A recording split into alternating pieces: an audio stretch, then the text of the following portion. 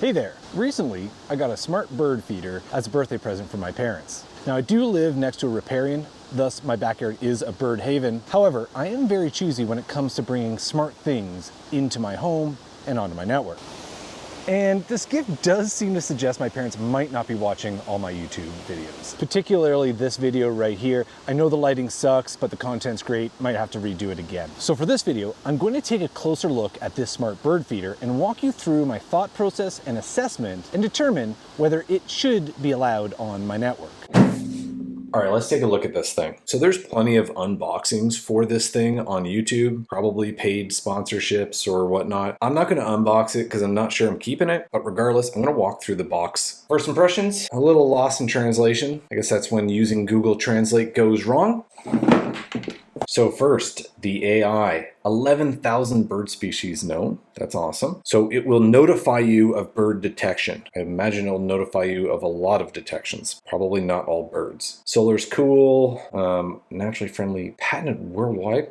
I'm gonna move on. It will auto capture videos of birds. All right, put it on a flash card or cloud storage. That's all I'll say about that right now. Next, a 1080p HD camera. Not great, but decent. The device share function, that means it's remotely accessible. We'll go into that in a minute. And buy an app wherever and whenever. Now, the only concern I have here is it's a bird feeder with seed and they have hummingbirds on this. And I actually think that it was actually on the other thing too. Yeah, like there's a hummingbird here, starving. All right, let's go to the next slide here. On the detection front, it's got two, action, motion, and something that actually surprised me is an accelerometer. Okay. Battery, sure. Blue, don't care. Camera, 2 megapixel for photos and 1080p for live stream video. It's not great. You're not going to be, wanting to print these photos and put them in a, National Geographic's magazine or anything. Built-in microphone. Not really loving that in my backyard. And wireless type, Wi-Fi 2.4 gigahertz. So most people want to be using, the 5.8 or even into the 6 gigahertz now. The reason for this is A, it's cheaper, but B, that spectrum will penetrate your walls better and get outside where this thing is. The only downside is there's a lot of different random devices that use that spectrum, so it's congested and it might just be really slow to upload videos from this thing. All right, so this is a birdhouse. It's in your backyard and it's apparently smart. It's going to be connecting to your Wi-Fi and then connecting over the internet to some cloud backend. From there, once a bird is detected, it'll send a notification from the bird feeder to this cloud backend. It'll likely do some processing and then either start recording a stream or taking a photo, and then it will send a notification to the phone alerting you that there is a bird to be viewed.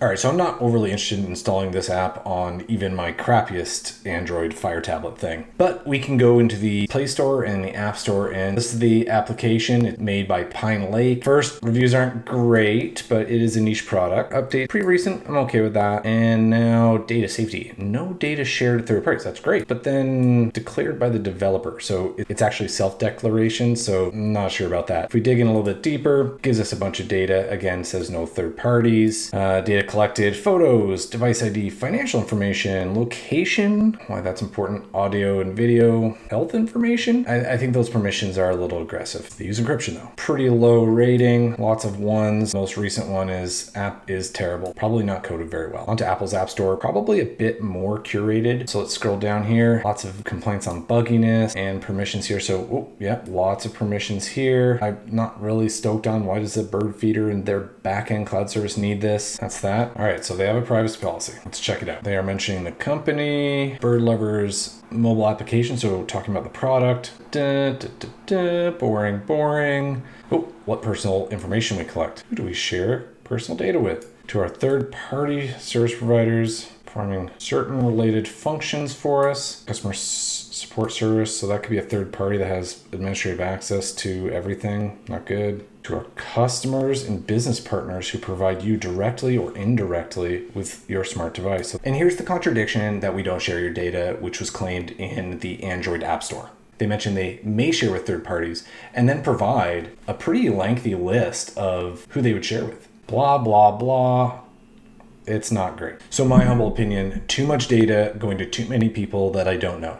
So I leveraged ChatGPT with a clever prompt to understand, is this privacy policy legitimate or is it boilerplate? And it came back, the TLDR, that's ChatGPT's verbiage, was 98% boilerplate copy and paste from Toya's white label privacy policy template. So you can definitely see how this company does take your privacy and security seriously. So I'm not overly surprised by this privacy policy. It is what it is, but I am disappointed in the YouTuber unboxers who fail to ever talk about this type of stuff and just give you an affiliate link. I'm not saying this bird feeder is a spy tool, but I'm not saying it either. And here's why. First, the quality of the software probably isn't great. This is a good, cheaper, or fast choose two type of scenario. And for stuff like this, let's be honest, good is never chosen. And before you chalk me up to a cranky cyber chicken little, they did copy and paste their privacy policy, demonstrating just how important your privacy and security are to them. This means that the app or the cloud service that maintains a constant connection to the camera and microphone in your backyard is definitely a potential attack vector. Second,